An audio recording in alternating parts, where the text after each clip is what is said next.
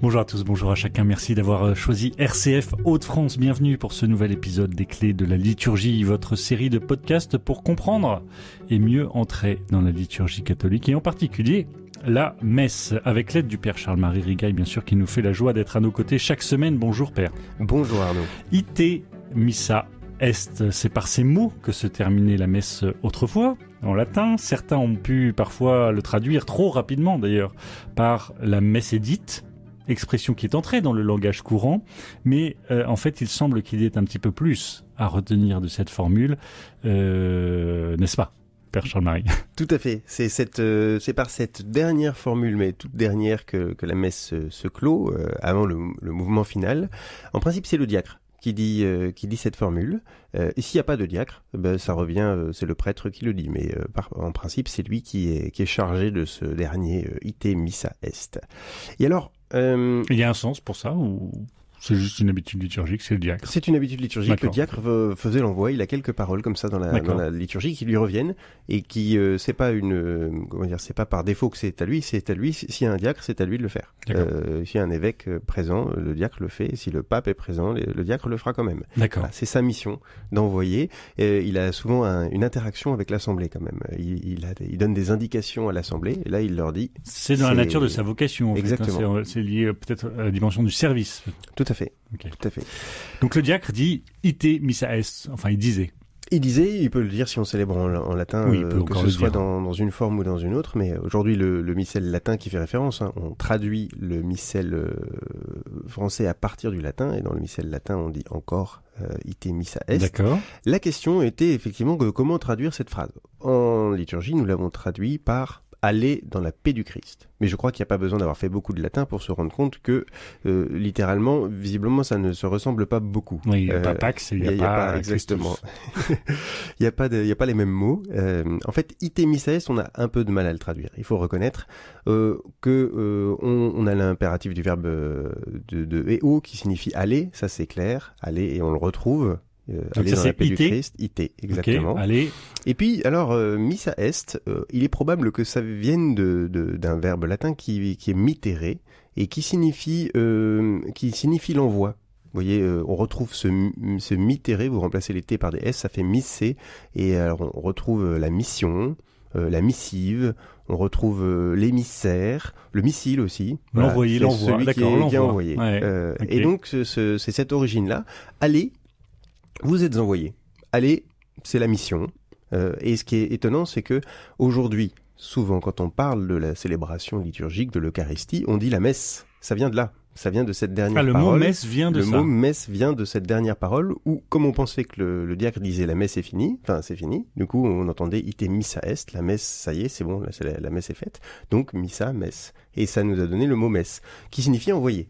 Ce qui est assez beau, parce que finalement, oui, la messe est un grand envoi. C'est exact. C'est l'histoire finalement. Alors on est envoyé où ça ?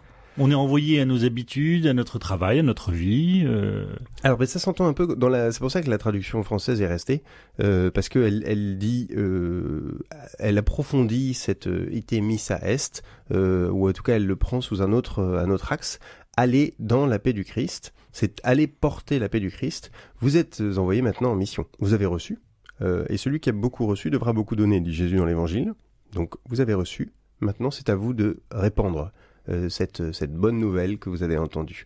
Donc on est envoyé un petit peu, donc c'est pour ça qu'il y a quelque chose qu'on appelle la sortie qui est liturgique. C'est-à-dire que l'objectif c'est de partir. Et donc il ne s'agirait pas de dire rester dans la paix du Christ par exemple, parce que l'idée c'est pas de rester, au contraire, c'est d'aller. Donc on va à la messe pour en fait se remplir de quelque chose que l'on doit après communiquer, ou on est appelé en tout cas à le communiquer. Exactement. Cette paix et cette bonne nouvelle de la résurrection de Jésus, c'est ça. C'est ça. Alors cette formulation-là, elle arrive, on ne sait pas exactement de quand elle date. Allez, vous êtes envoyés. On sait que a priori, enfin dans les premiers siècles, on n'a pas beaucoup de témoignages, et c'est pas tout à fait surprenant parce que quand le catholicisme, christianisme était pas officiel, voire interdit, voire persécuté, il s'agissait quand même pas de partir sur les routes annoncer à tue-tête cette bonne nouvelle, mais plutôt de le faire passer de maison en maison. De manière un peu habile et discrète. Exactement. Et donc on le voit arriver, en réalité, plutôt au 6e siècle, 5e, 6e siècle, on voit apparaître Ça, évidemment, le christianisme s'est un peu répandu, il est devenu plus habituel, et donc on envoie les émissaires, on envoie tous ceux qui ont été nourris de la parole de Dieu, du corps du Christ, partir pour aller répandre cette bonne nouvelle qui n'est pas faite pour être conservée pour soi comme un trésor dans un coffre. Elle est faite pour être partagée. Vous savez, cette parole de Dieu, cette bonne nouvelle, le corps du Christ que on est quand on est assemblé dans cette église, il ne s'enrichit que lorsqu'il se donne. C'est l'acte même du Christ de se donner. Donc, le Christ s'est donné à nous maintenant de nous donner au monde. La formule actuelle, du coup, pour qu'on voit bien pour nos auditeurs, c'est aller dans la paix du Christ, et l'Assemblée répond: nous rendons grâce à Dieu. Deo gratias. Deo gratias. Là, c'est la clôture, vraiment.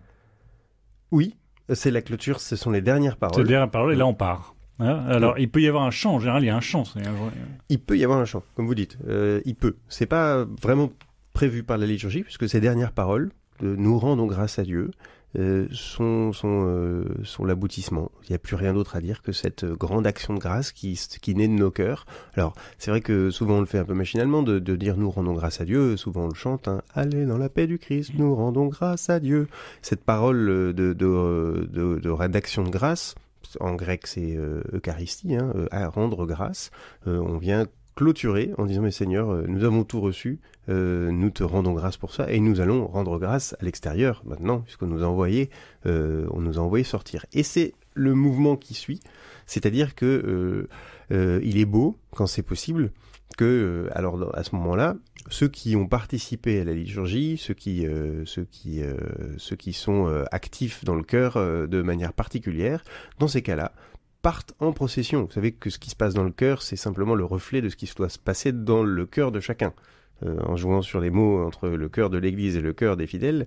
Donc ce qui se passe dans le cœur doit se jouer dans le cœur de chacun. Et donc quand l'Évangile est proclamé, il doit résonner dans l'Église et il résonne dans nos cœurs, etc., etc.